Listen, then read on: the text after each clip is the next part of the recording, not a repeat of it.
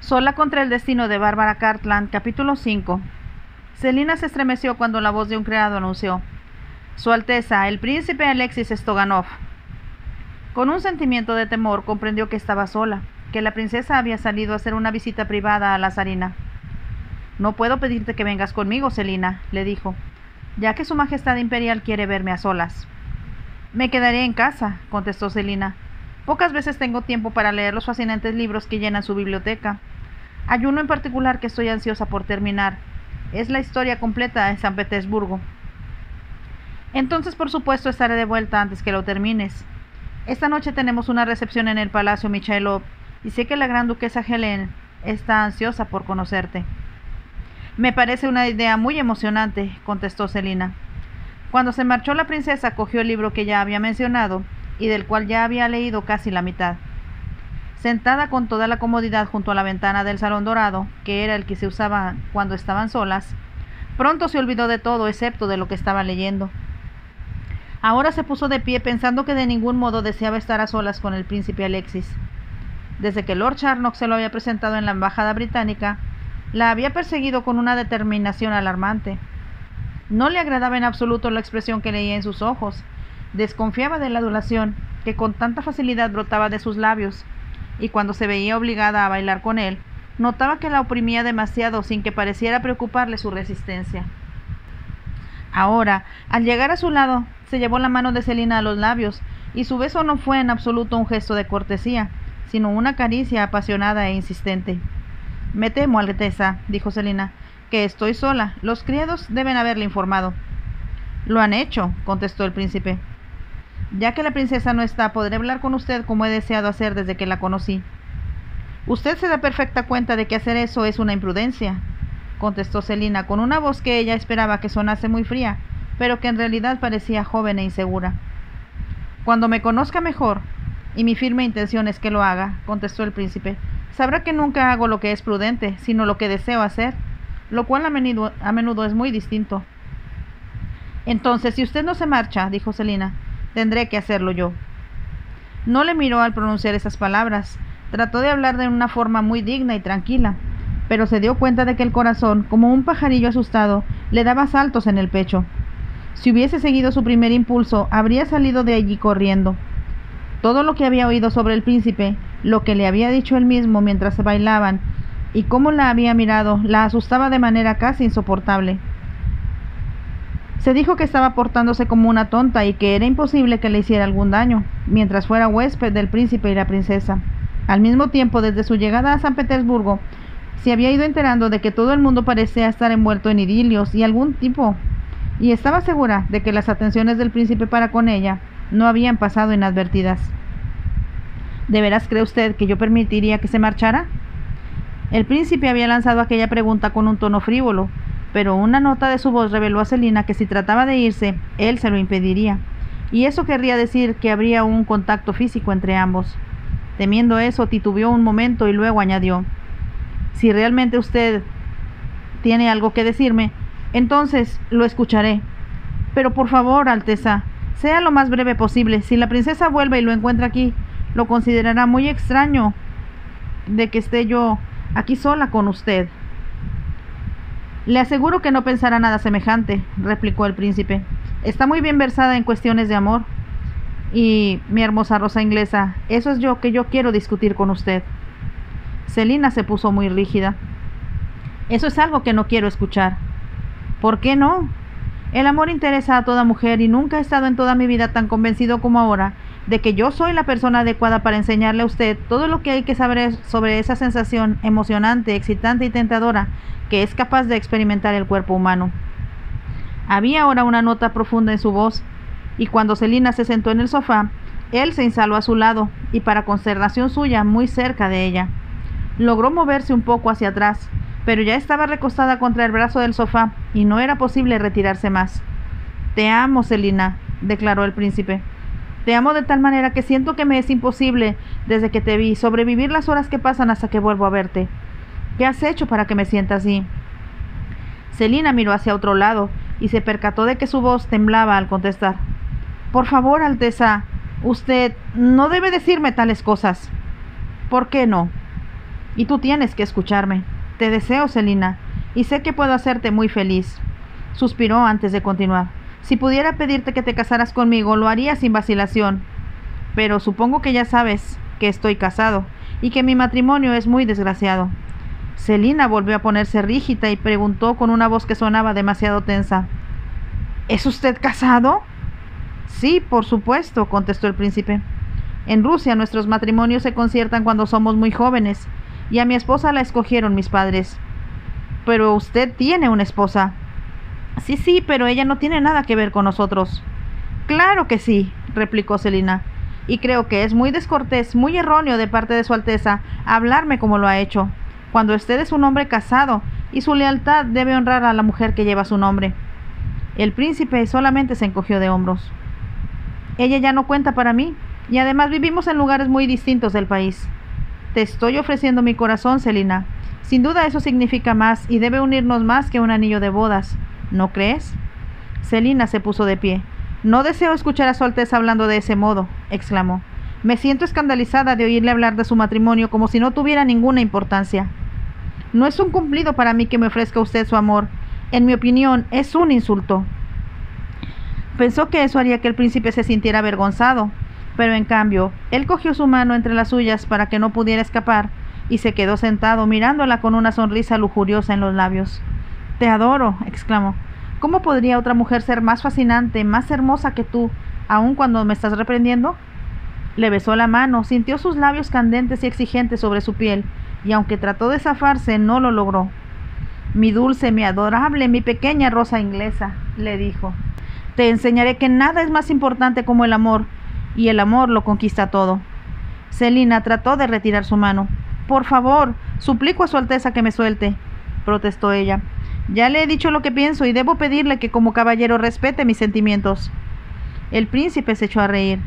Yo no soy ningún caballero inglés, frío, convencional y por supuesto honorable. Su tono era burlón. Soy ruso, y dentro de mí arde un fuego que te abrazará a ti también. Entonces comprenderás lo que es el verdadero amor, una pasión omnipotente y avasalladora. Volvió a coger la mano de la joven y oprimió sus labios con pasión en la palma. Selina sintió que, aunque solo se trataba de su mano, estaba violando todo su cuerpo. ¡Suélteme, suélteme!, gritó. Entonces, mientras la tenía cautiva, el príncipe se puso de pie y Selina comprendió que estaba a punto de rodearla con sus brazos. Ella lanzó un grito de terror, y en ese momento, para su profundo alivio, la puerta se abrió y el príncipe Iván entró en el salón. «No sabía que estabas aquí, Alexis», exclamó. Su intervención permitió que Selina se liberara de las manos del príncipe. Sin explicación alguna salió corriendo del salón. El príncipe Iván la contempló con las cejas arqueadas y se volvió hacia el visitante. ¿Otra vez a las andadas, Alexis?, preguntó. Es preciosa, adorable, contestó el príncipe. Es completamente inocente y será un placer indescriptible despertarla. El príncipe Iván se quedó un momento pensativo antes de agregar. Su Majestad no desea tener ningún problema con los ingleses en este preciso momento, y en consecuencia está atendiendo con gran esmero a Lord Charnock. No creo que a él le interese una muchachita tan joven. Es más, Natasha no le dará tiempo para pensar en ninguna otra mujer. Estoy seguro de que tienes razón, reconoció el príncipe Iván. Pero por otra parte, los ingleses apoyan mucho entre ellos, y si esta muchacha provocara algún problema, sin duda molestaría a su Majestad. El príncipe Alexis hizo un gesto muy expresivo con las manos. Yo nunca he visto que ninguna mujer provoque problemas, excepto cuando las abandono. El príncipe Iván empezó a reír. Tu vanidad, Alexis, es abominable, pero reconozco que tienes bases reales. No te preocupes más y deja en mis manos a la hermosa Selina, concluyó el príncipe Alexis. Ya en la seguridad de su dormitorio, Selina pensó lo acertado que había estado Lord Charnock cuando la previno de no quedarse a solas con un ruso. Decidió que en adelante, cuando la princesa no estuviera en la casa, no permanecería en ninguno de los salones, sino que se encerraría bajo llave en su dormitorio. Al mismo tiempo, debido a que estaba asustada, sintió deseos intensos de ver a Lord Charnock y de escuchar su tranquila y consoladora voz. Pero recordó lo comprometido que parecía estar con la condesa Natasha, y sintió que el corazón se le inundaba de pena al comprender que no tenía tiempo para ella. No obstante, no pudo evitar pensar en él, y en cierta forma anheló poder estar a su lado. Había sido tan bondadoso con ella en el viaje a Rusia. Se encontró deseando que no hubieran llegado nunca, que por algún extraño toque de magia hubiesen seguido navegando hacia el horizonte para saltar de este mundo hacia una eternidad. Fue tan inesperado que Selina casi no podía dar crédito a sus ojos cuando al día siguiente se encontró en el campo, a muchos kilómetros de San Petersburgo, hospedada en uno de los palacios más espléndidos que pudo haber imaginado nunca. La princesa había vuelto de su visita a la zarina con la novedad de que el zar deseaba que fueran con él a su finca en Sarke Solo, y de que partirían en carruaje con ese destino a la mañana siguiente. Hacer las maletas y preparar todo lo necesario para el viaje movilizó a toda la casa. Para Selina fue algo que nunca había experimentado antes y que le resultó fascinante. Davy ya no la acompañaría porque había un barco que salía para Copenhague 2 días más tarde. En su lugar se le había sido proporcionada como doncella una muchacha que era miembro de la servidumbre de la princesa y parecía muy competente. Ella y Davy seleccionaron la ropa que Selina necesitaría para ir a Sarke Solo, dejando en casa muchos vestidos. «Se los pondré en un baúl con todo cuidado, señorita», dijo Davy, «por si usted se queda más tiempo del que su Alteza calcula por el momento, y así podrá enviar por otros baúles cuando lo desee». «Gracias por ser tan atenta», contestó Selina. Dio a Davy una generosa propina y le regaló también un chal que ella había llevado y que habían alabado mucho cuando lo colocó entre su ropa. «Es demasiado, no debe desprenderse de él, señorita», protestó Davy. «Tengo la suerte de poseer muchas cosas», contestó Selina. «A mí me gustaría mucho que lo conservara. Así pensará en mí cada vez que se lo ponga». «Así lo haré, señorita, por supuesto», respondió Davy. «Y siempre la recordaré en mis oraciones». «Gracias», dijo Selina. «Siento que voy a necesitarlo». Estaba pensando en el príncipe Alexis y se dijo con alegría que mientras estuviese lejos de San Petersburgo, él no podría molestarla. Sin embargo, cuando se reunieron para la cena en Sarke Solo, descubrió horrorizada que él también había sido invitado por el zar. El hecho de encontrarlo allí la había asustado aún más, y si no hubiese sabido, con una inenarrable sensación de alivio, que Lord Charnock llegaría la mañana siguiente. Desde luego, ella ignoraba por completo que aquella reunión había sido organizada en realidad, porque el zar comenzaba a impacientarse por la falta de información, tanto de la condesa Natasha como de los otros agentes a los que había encargado que vigilaran a Lord Charnock. La policía secreta hasta había logrado, por orden del zar, forzar las cerraduras de sus 2 maletines, en ausencia de Lord Charnock. Aunque la operación fue llevada a cabo con suma habilidad y ningún diplomático corriente lo hubiese notado, Lord Charnock se percató en el acto de que sus maletines habían sido registrados. Sin embargo, se mantuvo imperturbable. No solo su contenido estaba redactado en una clave que los rusos encontrarían muy difícil de descifrar, sino que en realidad había en su interior muy pocas cosas de importancia, aun en el caso de que hubieran sido podido que las leyeran. El propósito principal de su visita, que solo él conocía, era algo que no llevaba escrito, sino grabado en su mente. Le habían divertido los esfuerzos de la condesa Natasha por extraerle alguna información, cuando le excitaba con su apasionada forma de hacer el amor, y cuando creía ella estaba tan relajado y tranquilo como para bajar la guardia. Las respuestas de Lord Charnock a sus preguntas habían resultado extremadamente decepcionantes para el zar, y después de haber reñido a Natasha y a los miembros de la policía secreta, decidió que les demostraría su ineficiencia haciendo él mismo el trabajo. «Quiero que conozca usted Sarke Solo», le había dicho a Lord Charnock. «La zarina y yo vamos mañana y espero con toda sinceridad que usted se reúna con nosotros». «Estaré encantado», contestó Lord Charnock, «pero ruego a su Alteza que me permita llegar al día siguiente, ya que el embajador británico ha organizado una cena en mi honor para mañana por la noche». El zar aceptó de mala gana y seleccionó con gran cuidado a los demás invitados, esperando que el haber incluido a Selina y a sus anfitriones convenciera al inglés de que no había razones para que desconfiara de él de la invitación. Había también varios familiares del zar, que con seguridad se mostrarían ingeniosos y divertidos, y que por otra parte no estaban relacionados en absoluto con la política.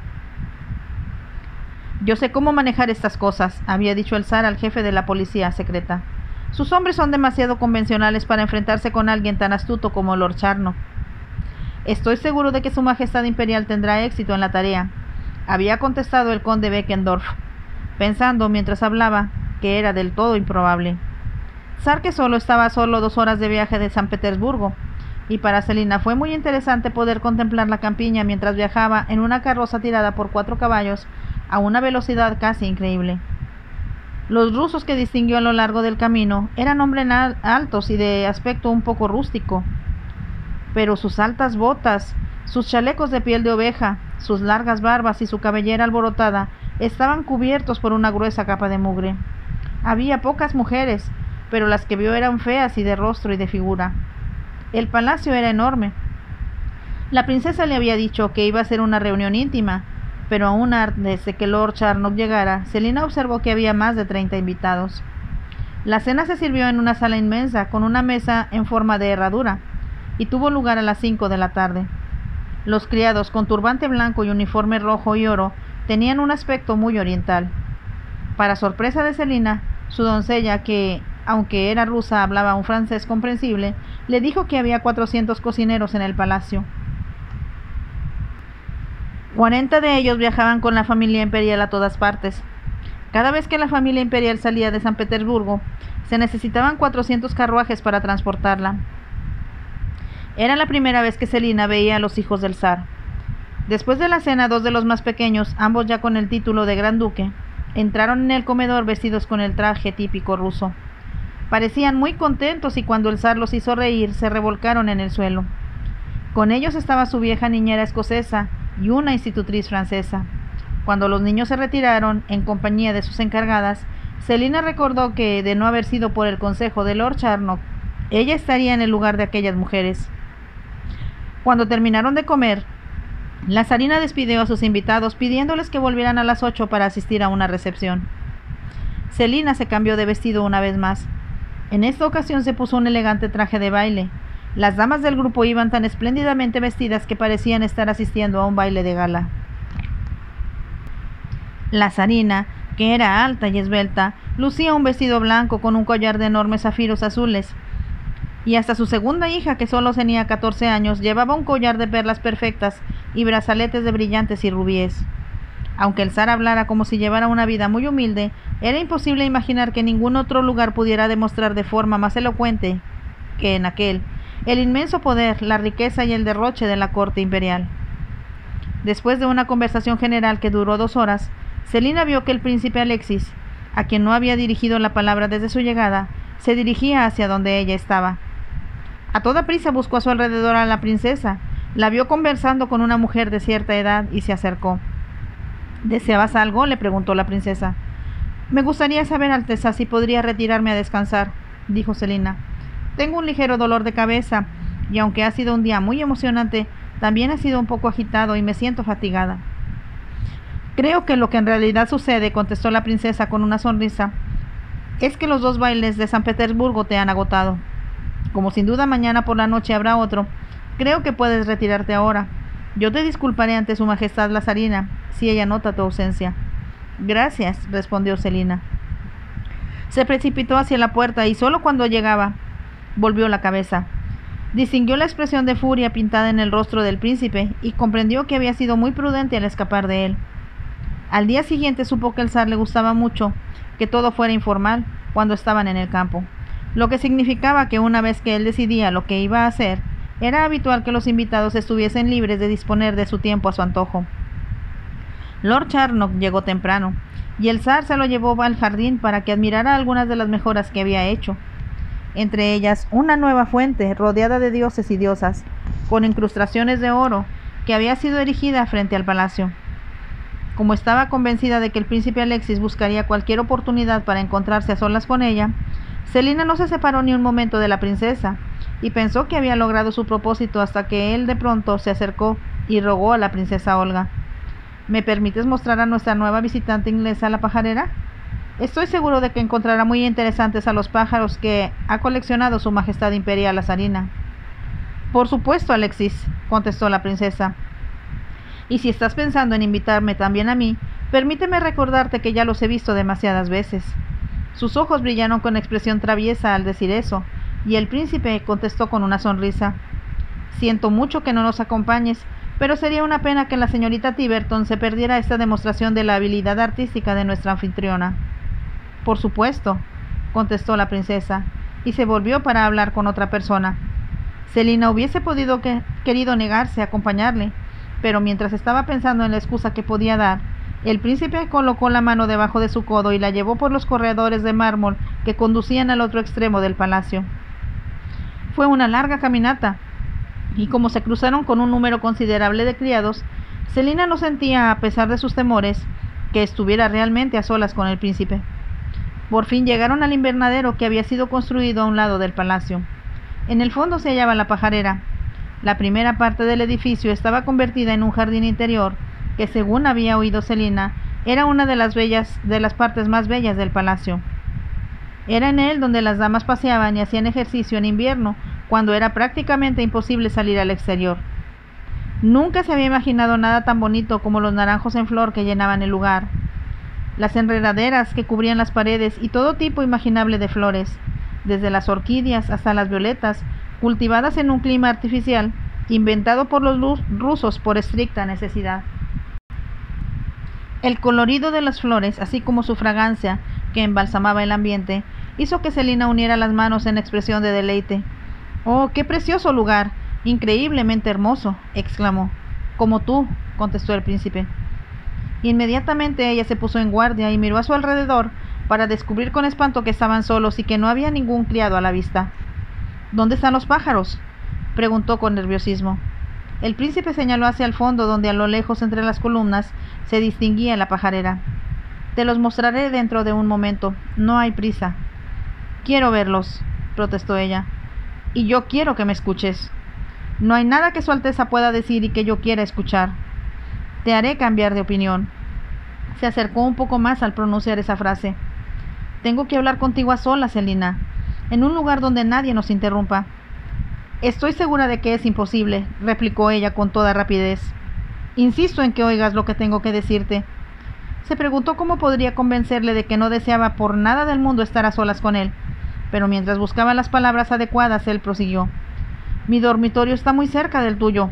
Esta noche iré a verte cuando todos se hayan acostado». «No, de ninguna manera», exclamó Selina. El príncipe apoyó su mano en el brazo de Selina y ella sintió la fuerza de sus dedos. «Ahora escúchame, niña tonta. Yo no haría nada que tú no quisieras. Te juro que no te haré daño, pero tengo que hablar contigo. Tengo que decirte lo mucho que significas para mí y cómo me atraes, como nadie nunca me había atraído antes. Su Alteza es un hombre casado. Perderá su tiempo. Usted pertenece a su esposa y a nadie más».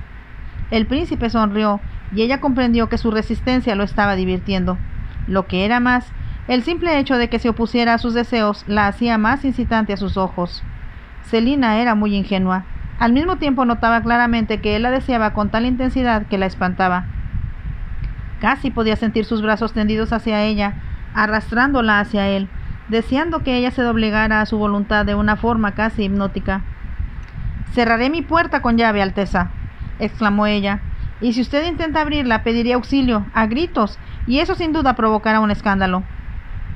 «Es muy difícil que alguien te oiga», contestó el príncipe, «y el escándalo, mi hermosa rosa inglesa, recaería sobre tu cabeza, no sobre la mía». Selina comprendió con desesperación que eso era verdad.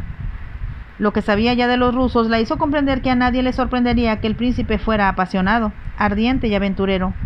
Si lo encontraban en su dormitorio, sería a ella que mirarían con desprecio y a quien criticarían. Mientras estos pensamientos cruzaban por su mente, el príncipe la observaba con ojos tan penetrantes que le hizo comprender con desconsuelo que era la expresión de un hombre que percibía con una sensación triunfal que había logrado lo que se proponía. «Por favor, Alteza», suplicó ella de manera impulsiva, «no me inquiete, no me asuste». Como pareció que ella ya no luchaba contra él, la actitud del príncipe cambió. «Mi amor, mi cielo, mi dulce rosa inglesa», exclamó, «no tengo la menor intención de asustarte. Lo que quiero es tenerte entre mis brazos y cubrir de besos tu hermoso rostro.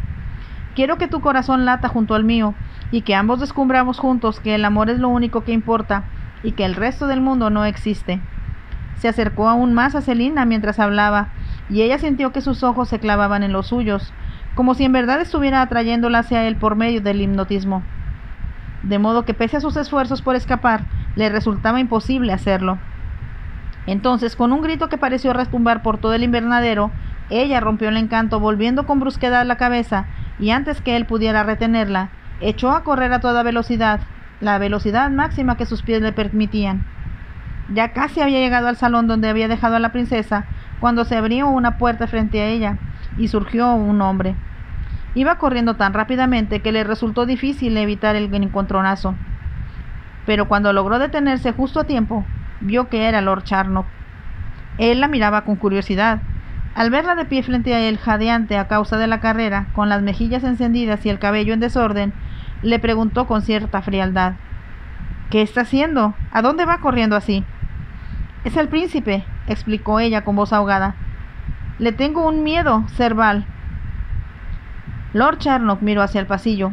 Vio que no había nadie a la vista, y cogiendo a Selina por el brazo la condujo a la habitación de la que acababa de salir. Ella observó que era un salón rodeado de estantes con libros. La mesa que había en el centro estaba cubierta de periódicos. Eran periódicos rusos, suecos, polacos y daneses. Había varios periódicos ingleses y franceses, aunque bastante atrasados.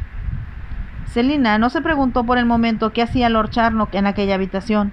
Solo supo que él estaba allí, y eso hizo que el terror que la había invadido comenzara a desaparecer.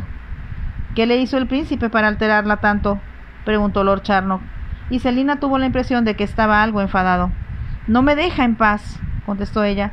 «Le he dicho que no quiero escucharle porque está casado». Lord Charnock no hizo ningún comentario, y ella continuó: «Es perverso, muy perverso de su parte cortejarme cuando tiene esposa, pero debido a su insistencia me resulta difícil escapar de él». Lord Charnock tenía el ceño fruncido. «Es lo que pensé que sucedería», comentó. «¿Pero por qué estaba sola con él después de lo que le dije?» «Dijo a la princesa que me enseñaría la pajarera», respondió Selina, «y cuando ella aceptó no supe qué hacer para negarme». Lord Charnock pensó con irritación que era casi imposible explicar a una muchacha de la edad de Selina que una mujer más experimentada se las habría ingeniado para encontrar a alguien que la acompañara o una excusa plausible para no ir. Se preguntó qué podría decir, qué consejo podría darle para que se defendiera de las intenciones del príncipe. Selina le miraba suplicante. «Por favor, dígame qué puedo hacer. Parece amenazarme y, sin embargo, yo sé que es absurdo sentirme así, tan asustada como me siento». «Solo puedo repetirle lo que ya le he dicho antes», contestó Lord Charnock, «que no debe encontrarse nunca a solas con él. Vuelva junto a la princesa o alguna de las otras damas del grupo y quédese con ella. Algunas de las invitadas son de su misma edad. Puede hacer nuevas amigas». Selina suspiró. «Trataré de hacerlo. Veo que fue una estupidez acompañarle, aunque la princesa hubiera dado su autorización». «No fue muy inteligente», respondió Lord Charnock. Consultó su reloj. «Debo irme porque su majestad imperial me está esperando para mostrarme los invernaderos de claveles. En realidad vine a buscar los planos de una extensión de ellos que habíamos dejado aquí». Le mostró un rollo de papeles que tenía en la mano, y Selina dijo con una vocecita casi sollozante: «No debo entretenerle. Comprendo lo inoportuna que soy al molestarle con mis problemas». «No es molestia para mí», señaló Lord Charnock, «pero haga lo que le dije y comprenda que todo el mundo sabe que la conducta del príncipe es escandalosa y pocas personas lo toman en serio». Selina no dijo nada, pero él comprendió que ella quería decirle que sin importar lo que otra gente pensara, ella le tenía miedo. «Debo irme», dijo Lord Charnock a toda prisa. «Sería un grave error que alguien descubriera que hemos estado aquí a solas. Vuelva enseguida al salón y yo vigilaré para que nadie la moleste hasta que llegue». A Selina le pareció que él estaba riéndose de ella y contestó: «Gracias una vez más por ser tan bondadoso. Trataré de ser más sensata otra vez». Sin esperar su respuesta, caminó a toda prisa por el pasillo. Lord Charnock la observó hasta que vio que entraba en el salón donde estaban reunidos los otros invitados. Entonces se dirigió hacia la puerta que conducía a la terraza donde el zar le estaba esperando.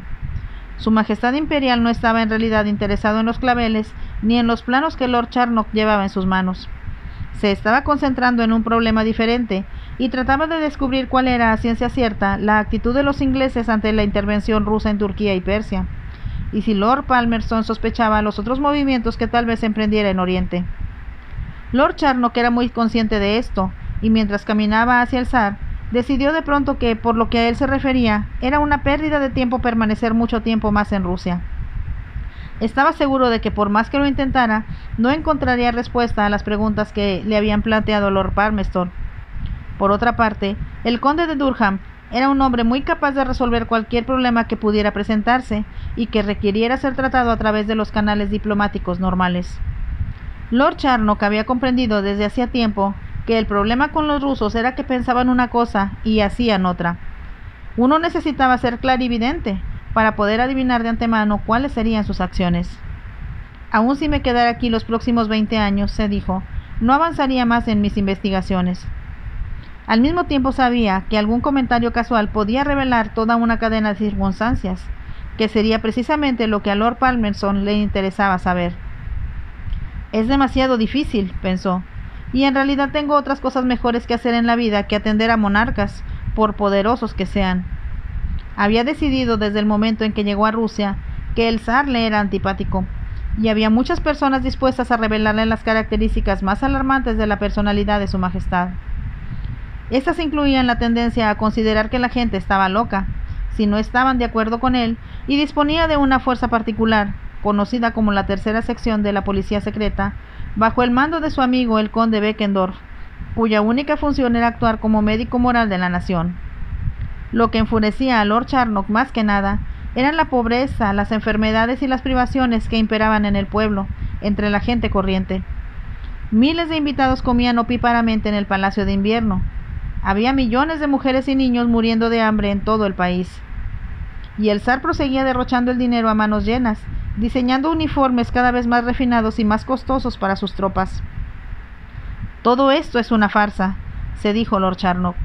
Cuanto más pronto vuelva a la cordura de Inglaterra, mejor. Por lo tanto, mientras entregaba los planos que había ido a buscar, comenzó a formularle de forma inesperada y casi brusca preguntas que ningún diplomático se habría atrevido a expresar en palabras. Por alguna razón, el zar, en lugar de aplastarle con un par de respuestas contundentes, como solía hacerlo, contestó a Lord Charnock de forma abierta, con franqueza, revelando su interés por Persia, pero declarando que no tenía intenciones de hacer nada que disgustara a los ingleses. A la hora de la comida, el zar y Lord Charnock estaban ya tan de acuerdo y en términos tan íntimos que al volver al palacio su majestad imperial iba cogido del brazo del diplomático inglés. Vagamente, aunque sus pensamientos estaban muy ocupados con la tarea del momento, Lord Charnock notó que Selina parecía otra vez muy contenta y que hablaba con animación con el caballero sentado a la derecha en la mesa. Cuando concluyó la comida, el zar volvió a exigir la compañía de Lord Charnock y hablaron durante el resto de la tarde, de hecho hasta que llegó la hora de vestirse para la cena. Cuando ésta hubo terminado, la zarina anunció que habría una función especial para divertir a los invitados. Pasaron del comedor a un gran salón frente al cual se extendía una terraza que daba a uno de los muchos jardines ornamentales que rodeaban el palacio. Habían colocado sillas en la terraza, y los invitados que las ocupaban estaban protegidos de la brisa nocturna por medio de biombos y de grandes jarrones de flores. Era sin embargo una noche tibia y tranquila. Aún así, los criados trajeron mantas de armiño y mantas sibelina para las damas, y también había capas de piel por si sentían el menor frío. Bajo las estrellas que empezaban a iluminarse en el cielo, aparecieron los bailarines gitanos y una música conmovedora llenó el aire. Aquello era muy diferente de los bailes que Selina había presenciado a bordo del Iscora. Las gitanas, con sus faldas de colores brillantes, con sus tintineantes joyas de oro, eran tan exóticas como atractivas. Giraban, saltaban en el aire y se desplazaban de un lado a otro con una exuberancia salvaje y desenfrenada que, como la música misma, excitaba los sentidos y hacía que el corazón de Selina latiera al ritmo de sus movimientos y sus voces. Era tan emocionante que sintió como si los gitanos la sacaran de ella misma y la transportaran a un mundo primitivo de maravillosa alegría, donde su espíritu estaba libre de prohibiciones y limitaciones. Hubiera querido cantar, bailar, volar al cielo y tocar las estrellas. Entonces, mientras ella sentía palpitar con la excitación del espectáculo, advirtió con un leve exceso de temor que el príncipe la estaba observando. Hubiese deseado poder ocultarle sus sentimientos. Sentía como si hubiera entrometido en un lugar que era muy suyo y muy personal. La función de los gitanos duró 2 horas, y cuando terminó pareció como si su actuación hubiera levantado el ánimo de todos. Los invitados rieron, charlaron y bebieron. Era ya bastante tarde cuando el zar y la zarina se retiraron, y los demás pudieron retirarse a sus aposentos. «Estoy segura de que te has divertido mucho, Selina», comentó la princesa mientras subían juntas la escalera. «Fue maravilloso», contestó Selina. «Siempre me había imaginado así a los gitanos». «Me alegro de que no te hayan desilusionado», sonrió la princesa. «Nuestros gitanos rusos son prodigiosos. Sin duda, en las venas de algunas de nuestras más grandes bailarinas de ballet corre sangre gitana. Espero volver a verlos. Te prometo que así será, contestó la princesa. Llegaron a la puerta del dormitorio de Selina, que estaba bastante alejado de la alcoba que ocupaba la princesa, y que se encontraba casi al fondo del largo corredor. La princesa Olga se inclinó para besar la mejilla de Selina. Buenas noches, querida mía, dijo. Fuiste muy admirada esta noche, sobre todo por el príncipe Alexis. Está fascinado por tu belleza. Selina estuvo a punto de contestar que eso era justamente lo que menos deseaba, pero la princesa ya se alejaba y no pudo hacer otra cosa que entrar en su habitación. Abrió la puerta y como todavía estaba invadida por el asombro que le había causado la música y el baile, se acercó a la ventana para abrirla y contemplar el cielo. Rusia era extraña y compleja, pensó, pero al mismo tiempo fascinante. Habría sido imposible no sentirse impresionada por la magnificencia de los palacios, los asombrosos tesoros que había descubierto en cada habitación, el zar y la zarina mismos. Entonces, mientras Selina observaba las estrellas que parpadeaban por encima de su cabeza, sintió que, en cierto modo, podía comprender a los gitanos, que los gitanos despertaran a la gente grandes sentimientos que eran parte del amor. Tal vez el amor era abrumador, irresistible y omnipotente. Sin embargo, se sintió segura al pensar que el amor que el príncipe Alexis le ofrecía, del que tanto hablaba, era muy diferente del amor que ella deseaba. El amor que ofrecía al hombre de su corazón era como una estrella brillante en su imaginación. No sería solo salvaje y excitante, sino también tierno, bondadoso y compasivo. De pronto, como una luz cegadora que procedía de las estrellas que ella estaba mirando, le llegó la respuesta. El amor que anhelaba, el amor que podía sentir arder dentro de su pecho, era el que sentía por Lord Charnock. Había sido muy tonta al no reconocerlo antes. Cuando hablaba con él le resultaba tan emocionante que la hacía sentirse como si le perteneciera. Cuando se hallaba en su presencia no sentía miedo. Se sentía contenta de una forma que no hubiese podido explicar.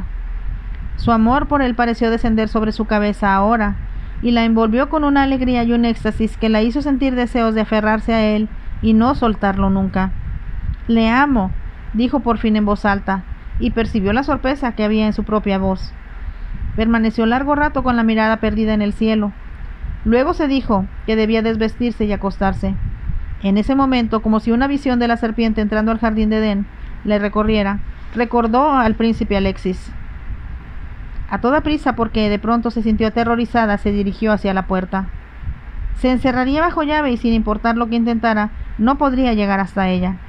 Extendió la mano para dar vuelta a la llave, pero se quedó inmóvil, como si se hubiera vuelto de piedra, al descubrir que ya no estaba en la puerta. Fin de este capítulo 5 de la novela Sola contra el destino de Barbara Cartland. Espero que les esté gustando mucho. Si es así, déjenme su like y nos vemos en el siguiente capítulo. Bye.